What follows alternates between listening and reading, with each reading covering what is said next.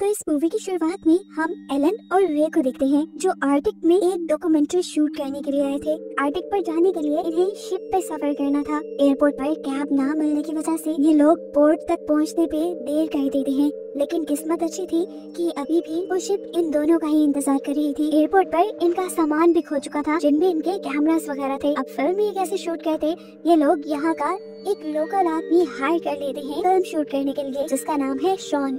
Finally ये लोग अब अपनी शिप में चढ़ जाते हैं और इन लोगों का सफर भी शुरू हो जाता है। इस शिप के इन लोगों के साथ बहुत से और टूरिस्ट भी सफर कर रहे थे। सभी बहुत ज्यादा खुश और एक्साइटेड थे। रे और एलन अपनी डॉक्यूमेंट्री बनाना शुरू कर देते हैं, जिसका शुरू शॉन रिकॉर्ड करता है। लेकिन उसके काम से ये दोनों ज्यादा खुश नहीं, पर मजबूरी है, इनको इस टाइम कोई दूसरा कैमरामैन भी नहीं मिल सकता। शॉन का रवैया भी काफी अजीब था। शॉन के पास हमेशा एक बॉक्स होता था जिसके अंदर पुराने स्टाइल के रेडियो की तरह की कोई डिवाइस थी। वो इसे कभी भी अपने से दूर नहीं रखता था, लेकिन फिर नाश्ता करने के बाद वो गलती से उसे टेबल पर ही छोड़ गया। रे जो इस बॉक्स को लेकर हमेशा से सोचता था कि आखिर इसमें है क्या कि शॉन इसे हमेशा अपने साथ लिए फिरता है, उसने खोल कर देख लिया। हेडफोन लगाकर उसने डिवाइस ऑन की। कोई रिकॉर्डिंग नहीं थी इसके अंदर, बस अजीब सी एक आवाज थी, कोई साउंड वेव, जो उसने एलन को भी सुनाई। इतने में ही इन्होंने देखा कि दूर से शॉन आ रहा है। जल्दी से इन्होंने ये डिवाइस बंद करके वो हेडफोन वापस उस केस पे डालकर केस को बंद कर दिया और शॉन जल्दी से आकर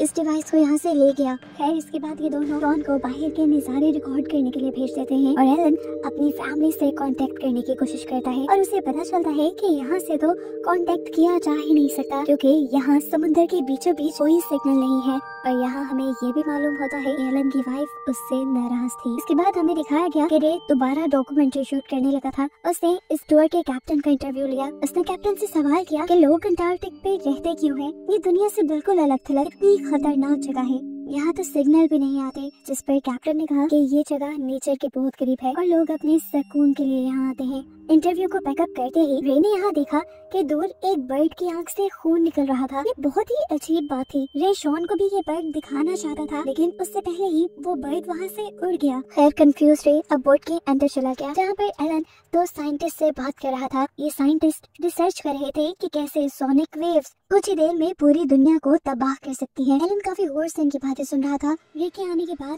साइंटिस्ट यहाँ से चले जाते हैं। रे और एलन आपस में बातें करना शुरू कर देते हैं, जहाँ एलन बहुत ज्यादा परेशान था अपनी फैमिली की वजह से। रे ने उसे हौसला दिया अभी वो इससे पहले कि एलन को बाहर होने वाले उस बर्ड वाले वाक़ये के बारे में बताता। इन्हें बाहर अजीब सा शोर सुनाई दिया। ये लोग जब बाहर गए तो वहाँ पर बहुत ही अजीब नजारा देखने को मिला। एक सील अपने ही बच्चे को काट के खा रही थी और ऐसा खतरनाक नजारा जिंदगी में पहली मर्तबा देखने को मिला था। कैप्टन भी कहते हैं कि वो इतने सालों से यहाँ हैं, लेकिन आज से पहले उन्होंने ऐसा नजारा कभी नहीं देखा। वो डर चुके थे। सभी ट्रैवलर्स को वो अंदर की तरफ लेके जाने लगे, जबकि शॉन इस सब को रिकॉर्ड करने लगा। एलन और रे भी इसे डॉक्यूमेंट्री का पार्ट समझते हुए थोड़ी सी इस पर बात करते हैं और फिर अपने बाकी साथियों के पास चले जाते हैं, जहाँ पर कैप्टन फिश ग्रिल कर रहे थे इन सब के लिए। रे का तो दिल नहीं चाहा, इसलिए रे और शॉन ने उसे नहीं खाया, लेकिन एलन ने उस फिश को खा लिया और खाने के बाद से ही उसकी तबीयत खराब होने लगी। एलन को वॉमिटिंग होने लगी और वो अंदर की तरफ चला गया। शॉन और रे अभी भी डॉक्यूमेंट्री का काम कर रहे थे।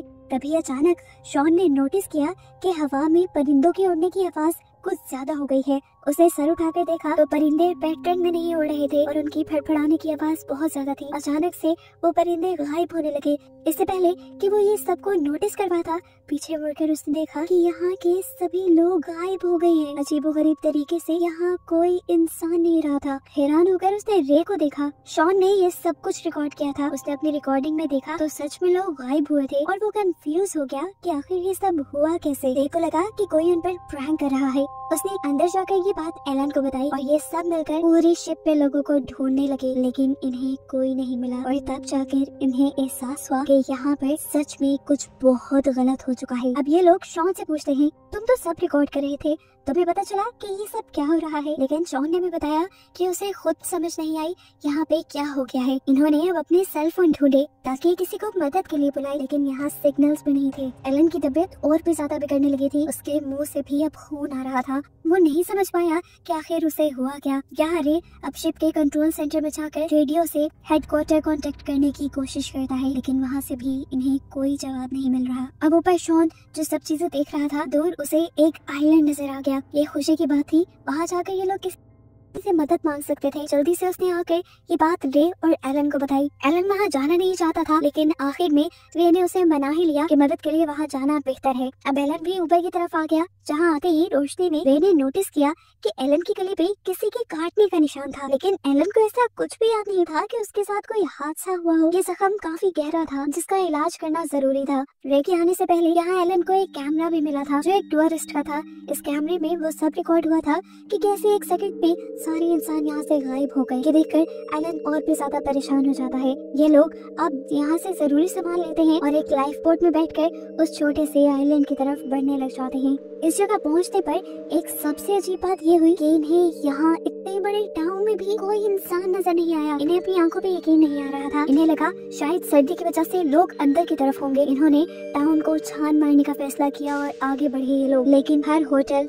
हर मॉल, हर घर खाली था। कहीं पे भी कोई नहीं था। ये जगह कौन सी थी इन्हें तो ये भी पता नहीं था, लेकिन यहाँ की लिखी हुई चीजों से इन्हें लगा कि ये रशिया है। शॉन अब इन दोनों से कहता है कि हम तीनों किसी भी हाल में एक दूसरे से दूर नहीं होंगे, क्योंकि हालात मुझे बिगड़ते फील हो रहे हैं। ये लोग अब छानबीन करने के लिए जिस मॉल के अंदर आए थे, वहाँ के इंडोर गेमिंग सेंटर से इन्हें अजीब आवाजें आई। वहाँ जाकर उन्होंने देखा कि एक हिरन जख्मी पड़ा था और तड़प रहा था। उसके जिस्म पे बिल्कुल वैसे ही जख्म के निशान थे जैसे जख्म के निशान एलन के जिस्म पे थे। हैरान होकर ये लोग बाहर आ गए। एक होटल के अंदर आकर रे ने टेबल पे रखा सूप देखा।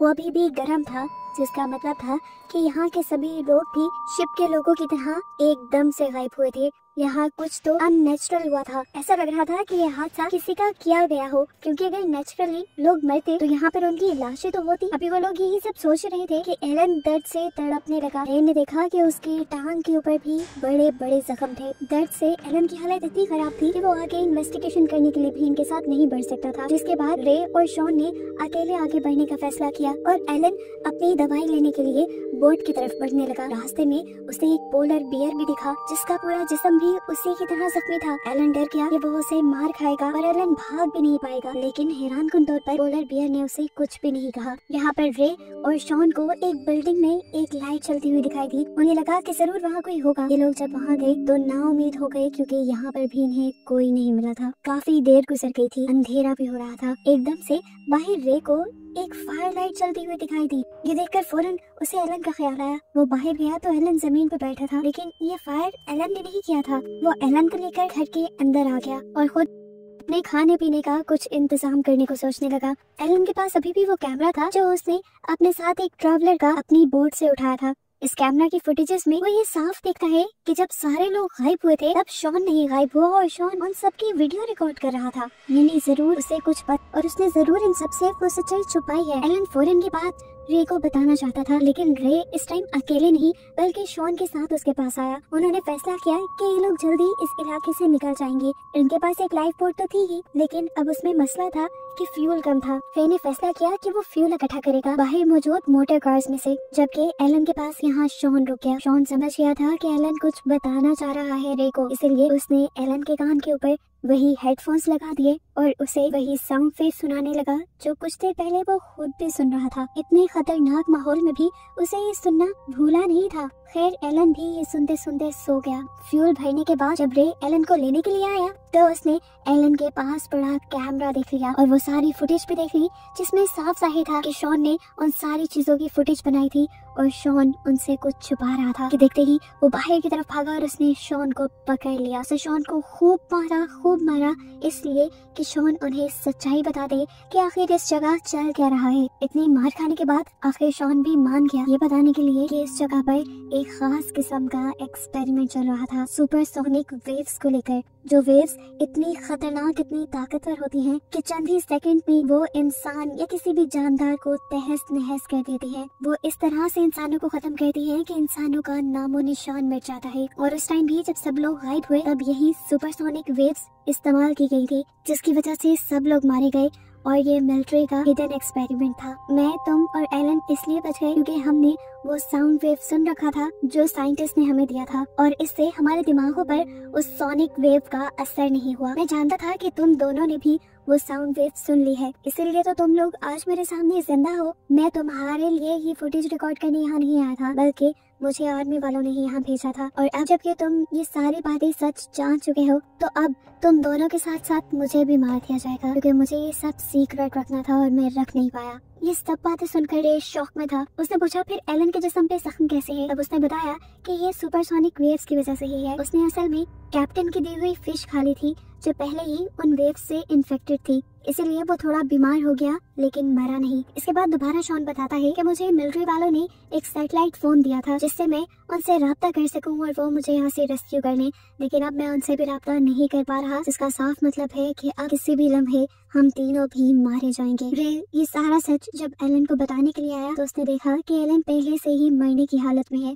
एलन ने अपनी फैमिली के लिए एक लास्ट मैसेज रिकॉर्ड किया, जिसके बाद रे ने उसका ये फोन और सारी चीजें एक बैग में डालकर झील में फेंक दी ताकि किसी को तो ये मिल पाए। जबकि यहाँ दूसरी तरफ देखने को मिला कि शॉन अभी भी मिलिट्री वालों से कांटेक्ट करने की कोशिश में था। फिर अचानक हमें गोली चलने की आवाज आई और दिखाया गया कि शॉन पर किसी ने गोली से हमला करके उसे मार दिया है। मारने वाला कहाँ था नहीं दिखाया गया। रे जहाँ छुपा हुआ था उसने छुपकर ये सारी चीजें देखी और ये देखकर वो घबरा गया। इस टाइम उसके पास की फोन की रिंग हुई और वो समझ गया कि ये मिलिट्री वाले ही होंगे, क्योंकि पहले ये सारे फोन काम नहीं कर रहे थे। वो ये भी बात समझ गया कि ये मिलिट्री वाले उन्हें भी स्टडी कर रहे थे और अब उन्हें मार दिया जाएगा। और बस इसी खौफ में रे को दिखाते हुए ये मूवी यहाँ खत्म हो जाती है, इस मिस्टीरियस एंडिंग के साथ कि रे बचेगा भी या उन्हीं के हाथों मारा जाएगा। ऐसी मजीद कहानियों के लिए मेरे चैनल को सब्सक्राइब करें और वीडियो को लाइक करें।